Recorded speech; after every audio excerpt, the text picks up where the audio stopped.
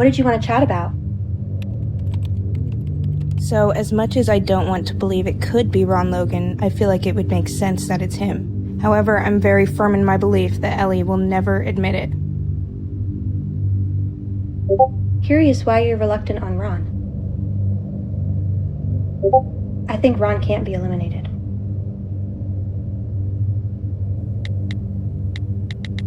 Did you ever hear the stuff about one of the Sandifers spending the night at Logan's the night before the murders? Is that true?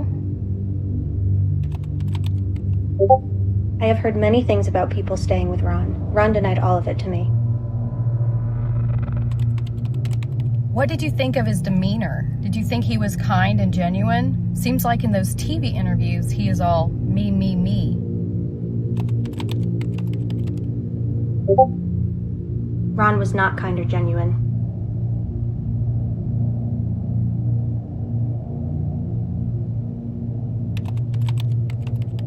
So, the dump site, you alluded to knowing what that was about?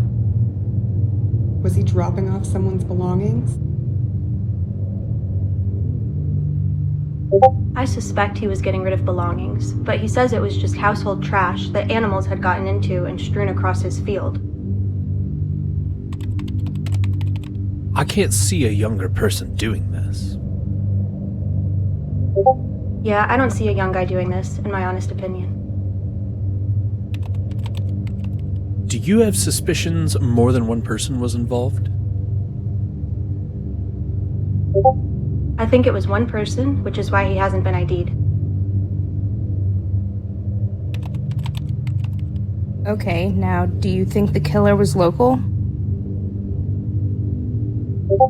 I believe he's someone with intimate knowledge of the area.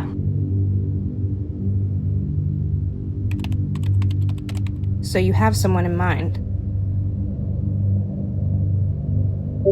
Over the years, my opinion has changed, but yes, right now I have someone I believe is very likely the guy.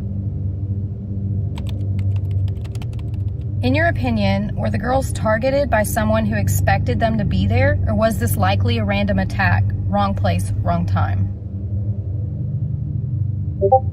I don't think law enforcement agrees on a prime suspect. I believe the attack was random in the sense that someone with the desire to do this was prepared and met an opportunity.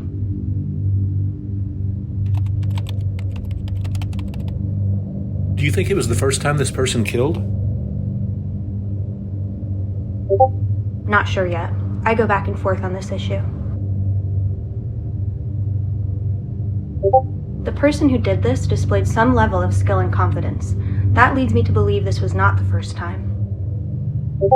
But I don't have proof.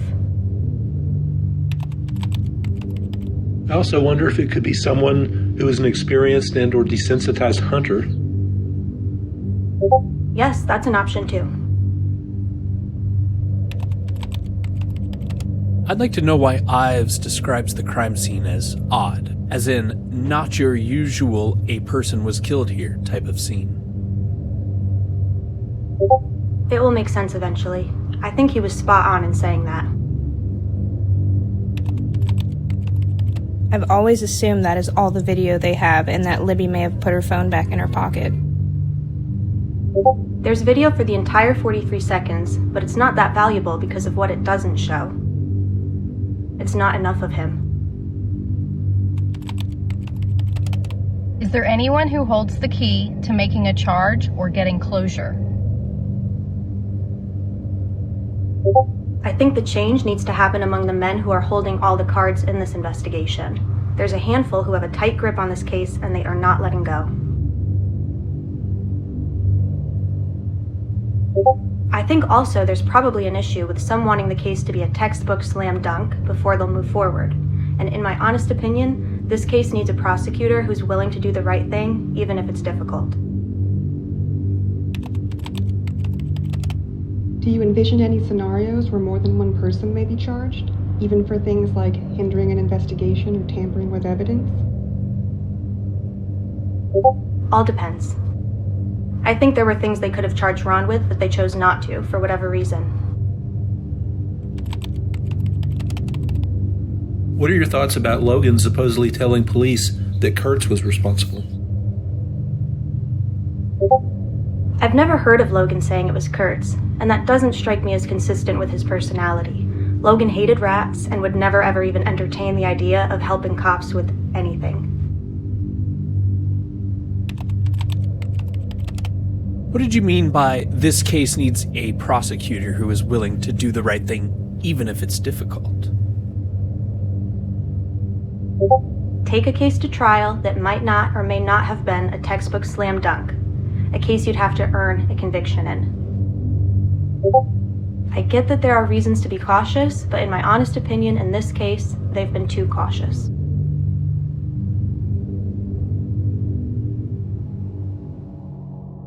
The following account contains details of sexual violence that could be distressing. Please take care while viewing. On August 10th, 2017, 59-year-old James Hawes of Burnettsville, Indiana, shot and killed 62-year-old Richard Mark Hushin in Carroll County, Indiana. Hawes was later found guilty of the murder and received a 55-year sentence. In January 2018, James Hawes and Ronald Logan briefly crossed paths while inside the Carroll County Jail, where Hawes was awaiting his murder trial, and Logan was preparing for his probation hearing later that month. The two men shared a jail cell for 1 week, from approximately January 8th to January 16th. During that time, Hawes reported to jail staff several disturbing incidents involving his cellmate, Ron Logan. According to Hawes, on at least one occasion, Logan began masturbating on the floor of their shared jail cell, while muttering sexually violent things about the Delphi murder victims, one of whom Logan mentioned by name. Due to Hawes' upcoming murder trial, law enforcement at the time dismissed Hawes' claims about Logan as an attempt to cut a deal or lessen his own sentence. This assumption, however, was unfounded, as Hawes did not withhold any details of the incident from law enforcement, leaving himself nothing to bargain over, and never requested any leniency in return for the information. Law enforcement never followed up on or investigated Hawes' claims. Later that same month, Logan was released to serve the remainder of his sentence on home detention. To give you some background on my thoughts and feelings about Logan, when I saw his first TV interview following the murders, I said, that has to be the guy. He was dressed the same and had no trouble walking up or down the hills from his property.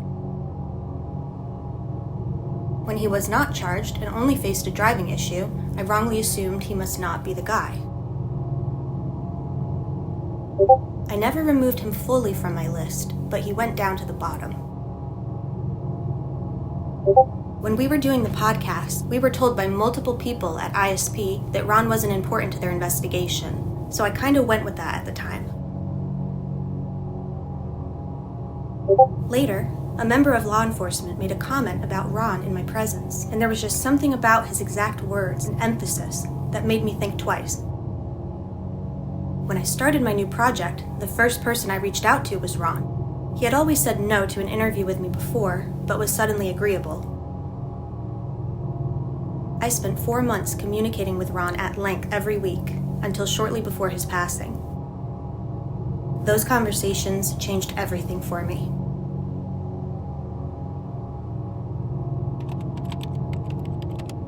Do you think he acted alone? Ron bragged about being a lone hunter, even on his elk hunts. To work with someone would look weak in Ron's eyes. He was a formidable man who did not appear to be in his late 70s. I have stories of physical things he did in the weeks leading up to the murders. When I visited him in 2020, he helped me down and back up the hill, and he had no trouble at all.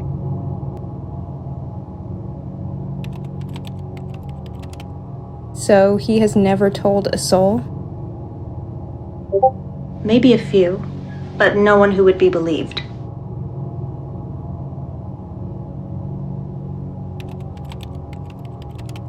Under 2 hours to kill 2 girls and stage the bodies and get away unseen. What makes you believe it was wrapped up in 2 hours?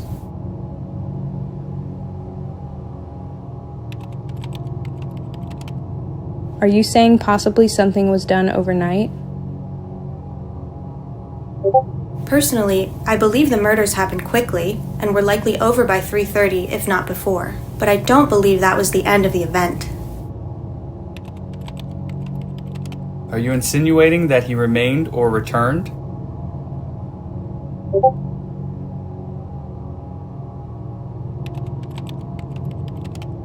I've been hearing that animal hair was at the crime scene. Is that the DNA they have, possibly? No. But yes, animal hair was found.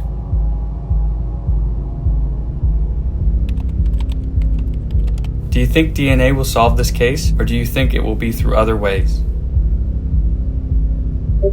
I don't think DNA is the answer here.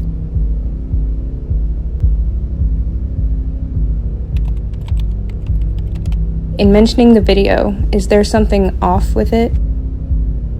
Off? No, but it's not as helpful as people assume it is. I also don't think they have enough info for an accurate physical description of the man on the bridge. Do you believe phenotyping may have been used for the young guy sketch? I don't believe it was.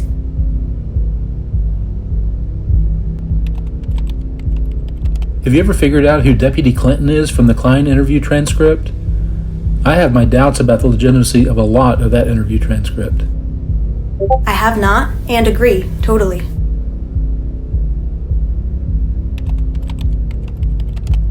About Haas, did you find him credible?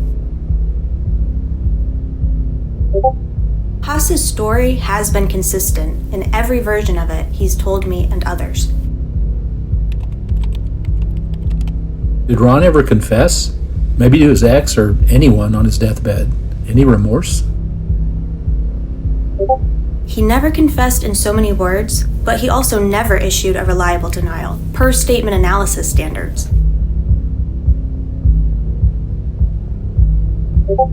His whole thing was that he was innocent until someone could prove his guilt.